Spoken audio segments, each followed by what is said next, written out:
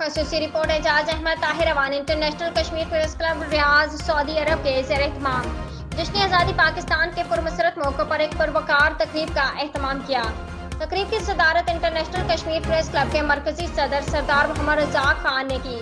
जबकि मेहमान खसूसी कमिश्नर कश्मीर ओवरसीज फोरम के जनरल सेक्रेटरी हाजी एहसान दानिश और एजाजी मेहमान खसूसी international Kashmir press club Al Riyadh region के सदर मलिक मोहम्मद जहांगीर वसीम साजिद और सलेमान थे। इंटरनेशनल कश्मीर प्रेस क्लब के सदर सरदार मोहम्मद रज़ाक खान ने कहा कि अपने खिताब में सबको मुबारकबाद पेश की और कहा कि अल्लाह के फजल और करम से आज पाकिस्तान एक जमहूरी फलाही रियासत होने के साथ साथ आलम इस्लाम का एक अजीम और दुनिया का छठा इस्लामी एटमी मुल्क है,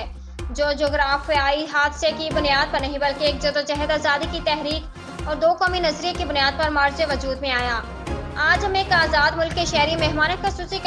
कश्मीर ओवरसीज फोरम के जनरल सेक्रेटरी हाजी एहसान दानिश ने अपने खिताब में हाज़रीन और पूरी कौम को मुबारकबाद देते हुए कहा कि 14 अगस्त का दिन हमें कुर्बानियों की याद दिलाता है कि आज हमारा मुल्क आज़ाद है। पाकिस्तान के हसूल के लिए एक तवील जदोजहद की गई।